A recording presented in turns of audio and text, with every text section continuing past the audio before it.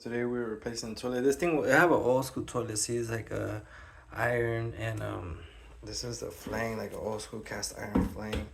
Right now I'm cleaning with the razor blade, cleaning up like all the old wax. I thought I was gonna have to buy something new, but I'm gonna be able to hopefully be able to, yeah, I should be able to put some, because it had nails in it. I'm gonna put some big screw, like some good screws in it, hold down, and then we should be able to put the toilet bowl C screws. I'm just gonna clean all this stuff off, clean all around it good, and then we're going to install. Mine was kind of rotted. I put some long screws, but right here was kind of rotted out still. Cleaned it as best I could. I just put 2 screws on each side to hold it from moving back and forth, and then I put these screws under there and it tightened it down so they're on there pretty good. I'm just gonna put the washers that hold it from moving also on top. So I had to go get some longer screws. These ones were too short because my flange sits kind of low because this tile was added later.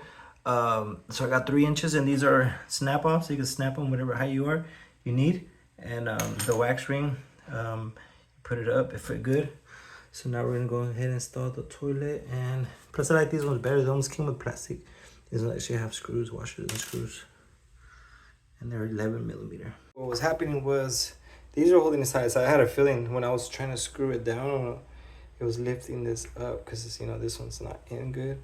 That one's in good. Oops, I was looking for that. And so I had to go get some washers. I'm gonna put some washers so I can hold it down. I can screw it on.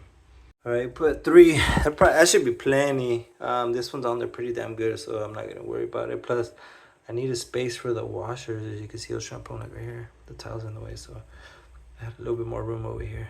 So I'm gonna hold it with this that way, because it kept sliding out from under too. So this way I know it's nice and straight. It was lying sideways, so it doesn't slip out. So I'm gonna do that and then tighten it down. Make sure you install this little gasket before you put the top on. Actually, you want to put it on here first, and it snaps down a little bit. I was trying to put it on there, but it kept falling off. You want to snap it down right here. So as you can see, it's a pressurized tank. Don't cut this. That's like if you want to maintenance. If something else reading instructions, you cut this and mess with it, but I'm not gonna touch none of that. I almost did. I was wondering too, but no. We reconnected. We're not gonna connect the toilet right now. We're just gonna turn the water on. Cross our fingers it works. All right, let's give it I give it a little quick one. Let's back up a little bit. Let's see. Ready? Dude, that's like 3 times the power of the other one. That's what I wanted. That's what I wanted. You know, those morning logs be getting stuck down that drain. Yeah, so we're gonna go ahead. It came with these center washers, and it came with these offset washers. You want to move the toilet seat back or forward, but I want it in the center. Yeah, that should be good right there. It's elongated, so it's I like it better. So if you're trying to pee, you don't get it all over the seat. And then, you know, just regularly screwed on. It came with these anti-slip mats you put under here.